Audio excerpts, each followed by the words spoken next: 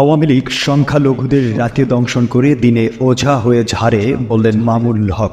বাংলাদেশ খেলাফত মজলিসের মহাসচিব মাওলানা মামুনুল হক অভিযোগ করে বলেছেন, আওয়ামী লীগের আমলে এবং আগে ও পরে যেসব সংখ্যালঘু নির্যাতনের ঘটনা ঘটে তার আসল রূপ হল শেখ হাসিনা ও তার সাম্প্রদায়িক অপশক্তি মিলে কালনাগিনী হয়ে রাতের বেলায় সংখ্যালঘুদের ছোবল মারত, দিনের বেলায় তারাই আবার ওঝা হয়ে ছাড়ত। এগুলো সবই নাটক। ঠাকুরগাঁও শহরের পাবলিক ক্লাব মাঠে খেলাফত মজলিস ঠাকুরগাঁও জেলা শাখা আয়োজিত বৈষম্য বিরোধী ছাত্র আন্দোলনের শহীদ, আহত ও বন্যা দুর্গতদের জন্য দোয়া এবং দেশবিরোধী ষড়যন্ত্রের প্রতিবাদ ও পতিত স্বৈর শাসক ও তার সহযোগী সহ সকল অপরাধীদের বিচারের দাবিতে সমাবেশে প্রধান অতিথির বক্তব্যে একথা বলেন তিনি। মামুনুল হক আরও বলেন, এদেশে আর কোনো সংখ্যালঘু মানুষের উপর অত্যাচার করতে দেওয়া হবে না। ইসলামপন্থীরা সকলে মিলে এদেশে বসবাসকারী হিন্দু, বৌদ্ধ, খ্রিস্টান উপজাতি সহ সকল সংখ্যালঘুদের জানমাল, ইজ্জত, আব্রু, অর্থনৈতিক এবং ধর্মীয় অধিকার তিলে তিলে আমাদের রক্ষা করতে হবে। প্রশাসন ও আইন শৃঙ্খলা বাহিনীর সাথে কাঁধে কাঁধ মিলিয়ে কাজ করবে। ইনশাআল্লাহ বাংলাদেশ সেটা পারবে। গত 1.5 মাসে এটা প্রমাণ হয়েছে। তিনি আরও বলেন, হাজারো মানুষের রক্তের বিনিময়ে এই বিপ্লব এসেছে।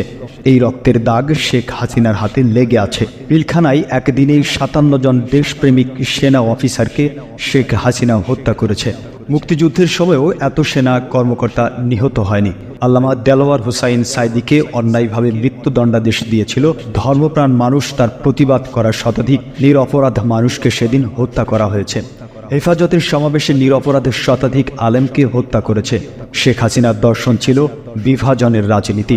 তার কথা না শুনলে যে কাউকে সে রাজাকার বানিয়ে দিত, আর তার দালালি করতে পারলে 75-এ জন্ম নিলেও সে হয়ে যেত মুক্তিযোদ্ধা। সর্বত্র সে বৈষম্য কায়েম করেছে। এদেশের 4 কোটি ছাত্র জনতা প্রতিবাদ করল তখন শেখ হাসিনা বলল তারা সব রাজাকারের বাচ্চা।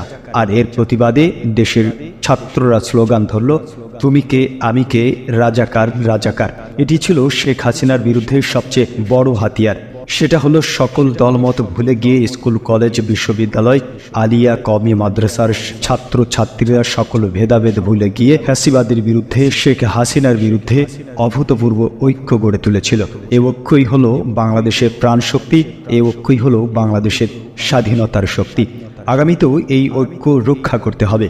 এত তাড়াতাড়ি শেখ হাসিনার প্রেতাত্মাদের কাছ থেকে নিজেদের নিরাপদ ভাবলে চলবে না। শেখ হাসিনা সীমান্তের অপর প্রান্তে ঘুরঘুর করতেছে। সীমান্তের এপারেও হাসিনার দোসররা বিভিন্ন জায়গায় লুকিয়ে আছে। সুযোগ পেলেই তারা আবার সবল মারবে।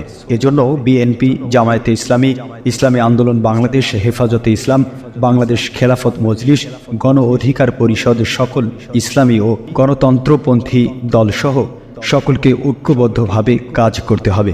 শেখ হাসিনা পালিয়ে গেছে বলে এখনই আপনারা কেউ বিজয়ের ঢেকুর তুলবেন না। খেলাফত মজলিসের ঠাকুরগাঁও জেলা সভাপতি হাফেজ মাওলানা সাইদ আহমদ এর সভাপতিত্বে সমাবেশে আরও বক্তব্য রাখেন খেলাফত মজলিসের যুগ্ম মহাসচিব মাওলানা জালাল উদ্দিন, মাওলানা আতাউল্লাহ আমিন, সাংগঠনিক সম্পাদক মাওলানা এনামুল হক মুসা প্রমুখ।